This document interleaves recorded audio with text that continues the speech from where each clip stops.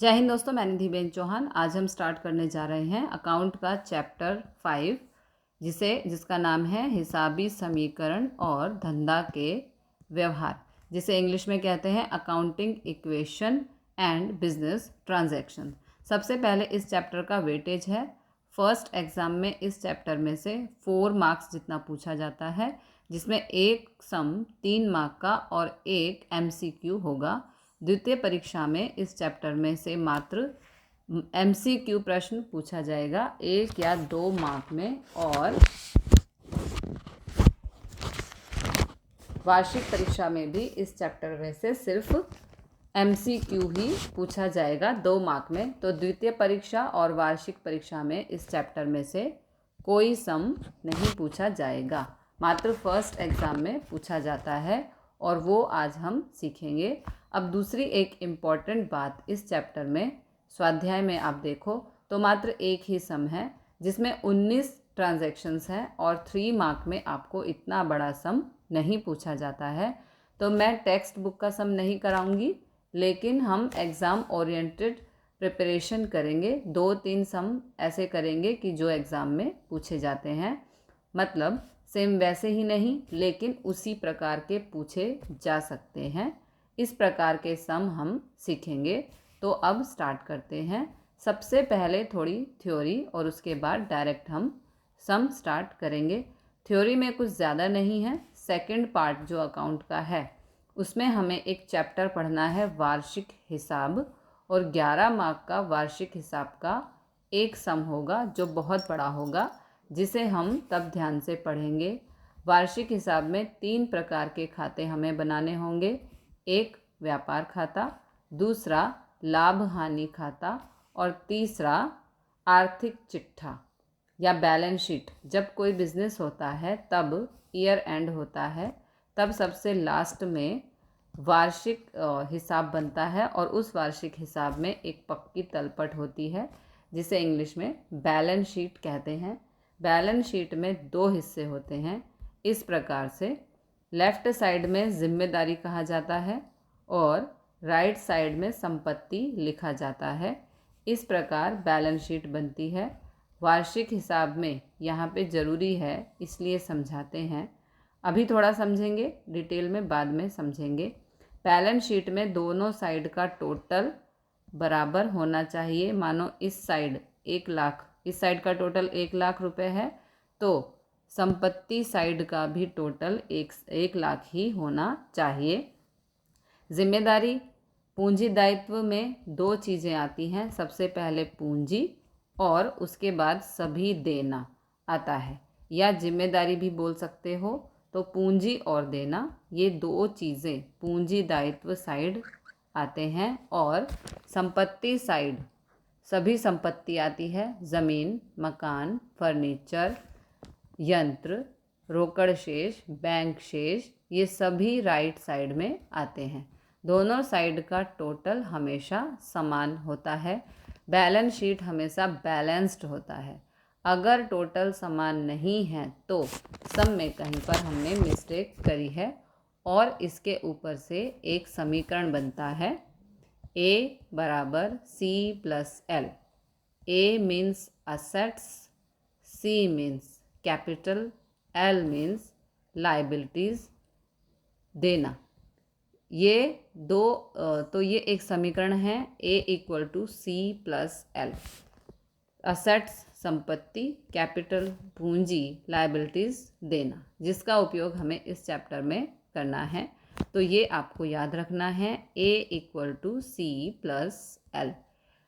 1 mark यानी कि जो MCQ होते हैं उसमें भी पूछ सकते हैं, थोड़ा ट्विस्ट करके पूछ सकते हैं। जैसे C को कर्ता बनाना है, जैसे हम C को कर्ता बनाएं, मतलब कि C को इस तरफ छोड़ दें, और L को हम, जो ये L है, इसको हम इस तरफ ले आए, तो यहाँ L प्लस में है, इस तरफ आएगा तो माइनस में हो जाएगा। तो A minus L equal to C। तो ये भी हिसाबी समीकरण हुआ। अगर L को कर्ता बनाएं, मतलब L को यहीं छोड़ दें और C को इस तरफ ले आएँ, L को यहीं छोड़ें, C को इस तरफ लेके आएँ, तो C यहाँ प्लस में है, यहाँ के माइनस में हो जाएगा। L को कर्ता बनाएं तो C को आगे ले आएंगे, तो a minus C equal to l, तो ये भी हिसाबी समीकरण हुआ। तो 4 ऑप्शन दिए होंगे, आपको पूछेंगे कि निम्न में से सही हिसाबी समीकरण फिल इन द ब्लैंक्स है। तो ये तीनों एक ही चीज़ें हैं, 1 2 3। आपको अलग अलग कर्ता बनाकर लिखा है, ये खास आपको समझना है। ये क्वेश्चन आपको 1 मार्क में पूछा जाता है। a equal to C plus L, इस इक्वेशन पर अपना पूरा चैप्टर डिपेंड करता है। तो अब हम सॉल्व करते हैं फर्स्ट सम, और एग्ज़ाम में आपको इस प्रकार पूछा जाएगा। यहाँ पर मैंने 3 ट्रांजैक्शंस लिए हैं और 3 ही आपको एग्ज़ाम में दिए होंगे, जिसकी हमें हिसाबी समीकरण के अकॉर्डिंग असर दर्शानी है। सबसे पहले क्वेश्चन को पढ़ते हैं। क्वेश्चन है, निम्न व्यवहारों का रोजनामचा लिखो और उसकी समीकरण आधारित हिसाबी असर समझाइए। तो ट्रांजैक्शन 1 जो मैंने ली है, 30,000 रोकड़ लाकर धवल ने धंधे की शुरुआत की। हम धवल हैं, बिजनेस शुरू किया है।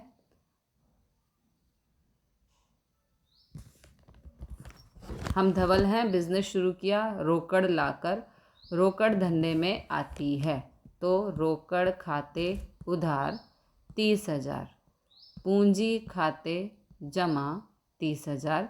इस प्रकार 8 खाने वाला कोष्टक हमें बनाना है, 1 2 3 4 5 6 7 8। पहले खाने में क्रम, रोजनामचा उधार जमा स्पष्टीकरण, ए असट संपत्ति, सी कैपिटल पूंजी, एल लाइबिलिटीज देना। इस तरह से 8 लाइंस वाला हमें यहाँ पे कॉलम बनाना है।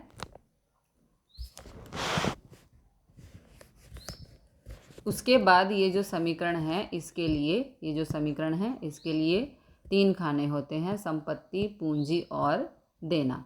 अब यहाँ पे हम स्पष्टीकरण लिखेंगे। रोकड़ अपने लिए संपत्ति है, तो यहाँ स्पष्टीकरण में लिखेंगे रोकड़ बढ़ी और पूंजी में भी वृद्धि हुई। तो रोकड़ अपने लिए संपत्ति है, तो संपत्ति में एंट्री करेंगे रोकड़ 30,000 और नीचे यहाँ पर टोटल करेंगे। टोटल करते हुए यहाँ पे डबल लाइन होनी चाहिए, आपको पता ही है। और पूंजी लिखेंगे, पूंजी में भी 30,000 करेंगे। देना में कुछ नहीं आएगा। अब हिसाबी समीकरण के साथ इसे हम चेक करेंगे। a equal to C plus L होना चाहिए, मीन्स संपत्ति बराबर पूंजी प्लस देना होना चाहिए। तो संपत्ति 30,000 है और पूंजी प्लस देना यानी कि 30,000 प्लस 0 वो भी 30,000 है, मीन्स ये हमारा लेफ़्ट साइड बराबर राइट साइड हो गया। ओके, तो हिसाबी समीकरण इसी प्रकार से बैलेंस करते हैं। नेक्स्ट ट्रांजैक्शन पढ़ते हैं, जो कि मैंने अगले पेज पर लिखी है।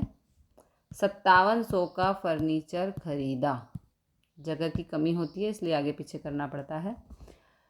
तो रोजनामचा, फर्नीचर खाते उधार, रोकड़ खाते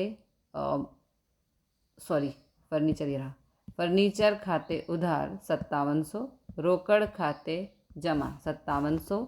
स्पष्टीकरण में फर्नीचर आता है, फर्नीचर अपने लिए संपत्ति है और रोकड़ भी संपत्ति है, तो एक संपत्ति बढ़ी तो सामने दूसरी संपत्ति घटी। दोनों की एंट्री संपत्ति साइड ही होगी, पूंजी और देना में कुछ नहीं होगा। तो फर्नीचर बढ़ता है और फर्नीचर खरीदेंगे तो रोकड़ जाएगी, तो रोकड़ घटेगी यानी कि रोकड़ में कमी। अब इस साइड ऊपर अपने पास जो भी था उसे नेक्स्ट ट्रांजैक्शन में हमें कैरी फॉरवर्ड करना है, मीन्स लाना पड़ेगा। तो स्टार्टिंग में अपने पास रोकड़ 30,000 थी और फर्नीचर हमने ख़रीदा तो रोकड़ गई, तो रोकड़ में कमी होगी फर्नीचर खरीदने के कारण। तो फर्नीचर के 5700 रुपये, पहले ये ऊपर का जो बैलेंस है यहाँ पर लाओ, कैरी फॉरवर्ड करेंगे। रोकड़ 30,000, अब माइनस फर्नीचर खरीदा है 5700 रुपये का, तो अब अपने पास रोकड़ बची 30,000 माइनस 5700 यानी कि 24,000 300 और सामने अपने पास फर्नीचर आया है बिजनेस में, तो फर्नीचर के 5700 रुपये। अल्टीमेटली अपने पास 30,000 की ही संपत्ति फिर से हो गई है ना। फर्नीचर 5700, अपने पास 30,000 थी जिसमें से हमने फर्नीचर खरीदा तो 5700 चुकाए, तो रोकड़ अब हो गई 24,300। तो रोकड़ में कमी आई, लेकिन दूसरी संपत्ति आ गई 5700 की, तो कुल संपत्ति अपनी हुई फिर से 30,000 की। जितनी पहले थी उतनी ही रही और पूंजी के ऊपर इसका कोई असर नहीं आएगा और देवा पर भी कोई असर नहीं आएगा। तो यहाँ पे था वही लिख देंगे, पूंजी 30,000 और देना कुछ नहीं था तो 0। अब आप समीकरण देख सकते हैं, A = C+L होता है क्या?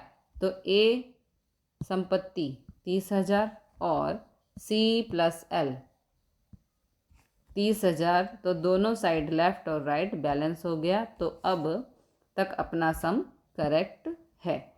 थर्ड ट्रांजैक्शन, 1500 पगार के चुकाए।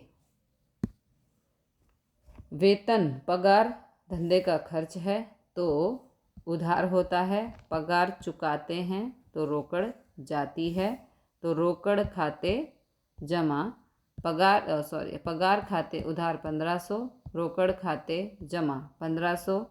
स्पष्टीकरण में अब एक नई वस्तु आती है। जब हम कोई खर्च करते हैं तो पूंजी में कमी होती है और जब हमारी कोई आय हो तो पूंजी में वृद्धि होती है।